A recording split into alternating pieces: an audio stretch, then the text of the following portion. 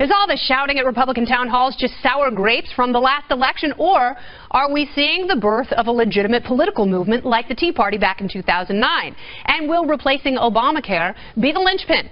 Well, let me ask Senator Rand Paul from the great state of Kentucky. Welcome back to the show, Senator. Hey, Kennedy. Thanks for having me. So let's talk a little bit about the ACA, because it seems to be one of the flashpoints at these town halls. And obviously, there is a lot of social media corralling and coordination. And one of the talking points they're giving to people online as they send them into these meetings is about the ACA and accusing Republicans of taking away their health care. What would you say to some of these protesters? Well, I think we ought to repeal and replace it on the same day. And I'm not naive enough to think that health care was perfect before Obamacare. It was bad. I practiced for 20 years, and people complained mostly about the cost of it. But then we got Obamacare, and it actually made the cost problem worse by mandating that your insurance had to have 10 or 11 essential health benefits. And so by mandating these things in your insurance, they made insurance more expensive. So they compounded the problem.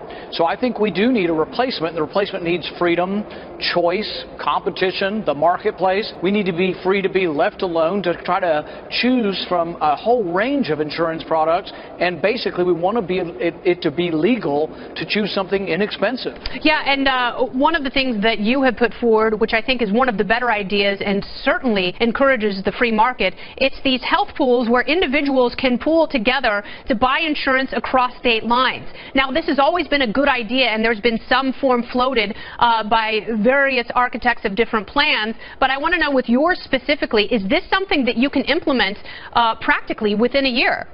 Yes.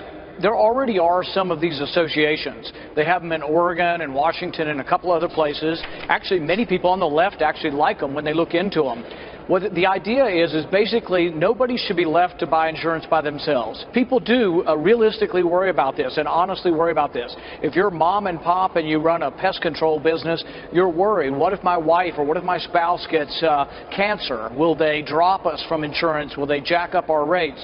So my plan would let those people in small businesses or individuals join together in large associations, and then they would have leverage to get lower price, but they'd also have leverage to get insurance that can't drop them, that has guaranteed issue, that doesn't jack up their rates because they're part of a large pool. The fact that anybody has to buy insurance by themselves is an artifact of the tax structure system that linked health insurance to employment a long, long time ago. That's absolutely right, and that's a good point, because people's employment patterns are so different now. I know the Obama administration went to great pains to talk about how great the employment numbers were, when really you had so many people with part-time jobs and many who had dropped out of the workplace who don't necessarily have one single stable employer. Now, one of the bigger issues with your plan, and it's kind of confusing for people, and that's the part that has to do with pre-existing conditions, because you have to continually pay for 2 years worth of coverage in order to maintain your insurance after that provision runs out. But for people who have pre-existing conditions and can't necessarily work for 2 years straight, what happens to them? You have to look at the problem first before we get to the solution. The problem is this: if you tell people in general that you can buy insurance after you get sick, that's what will happen. People will wait and buy insurance after they get sick. And then there's no healthy people to supply a large pool of insured. What happens is only the sick people buy insurance, and you get what's called adverse selection, and it spirals out of control. That's the death spiral. That's right. And so that's what we have now. To fix it, you cannot let people buy insurance after they get sick, because it just doesn't work as a model of business. People will go bankrupt, then you have to bail out the insurance companies. So it doesn't work. So what my plan says is, Obama gave us this, and people are stuck in the middle of it. We give people a 2-year period to sign up for insurance, during which the pre-existing clause would still be there, and then it is phased out and is gone in 2 years.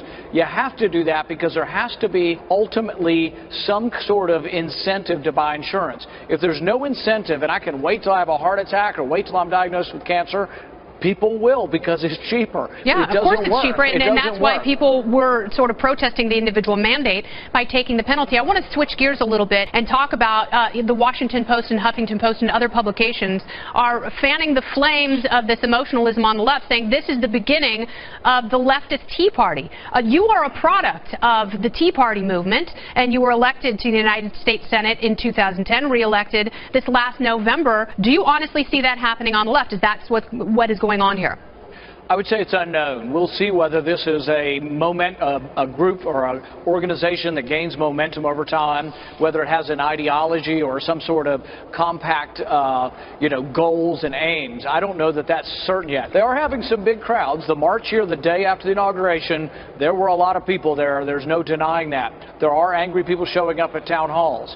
Now, I will say with the Tea Party, though, is there was a consistent ideology, a reverence for the rule of law, for the Constitution, for limited government, for balanced budgets, and for not accumulating more debt and passing it on to our kids and grandkids. Yeah. That was a coherent ideology, and it really was one that harkened back to the founders. That's where the "Don't Tread on Me" flag comes from. There was a lot of that. I don't know that the left necessarily is coming together, except for the fact that they're upset and they're angry about the election. No, I think right now this is anger, not necessarily ideology. Yeah, no, you're right. There is not one unifying principle like there is in the liberty movement, which, it houses some conservative Republicans, some libertarians, and even some liberty-minded Democrats. I want to ask you, lastly, Radley Balco is someone who writes a great deal about law enforcement and criminal justice, and he had this tweet about you. He said, at Rand Paul, so how does a drug war and mass incarceration critic, you, vote for the Senate's most strident supporter of both to run the DOJ? How did you vote for Jeff Sessions?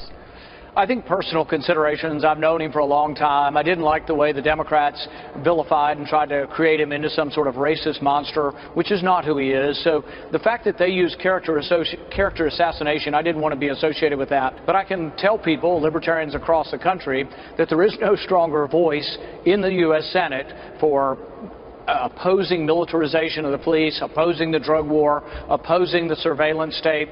And so if people want to apply a purity test to me, they're more than welcome. But I would suggest that maybe they spend some of their time on the other 99 less libertarian senators. All right, Senator, thank you very much for your time. Appreciate it.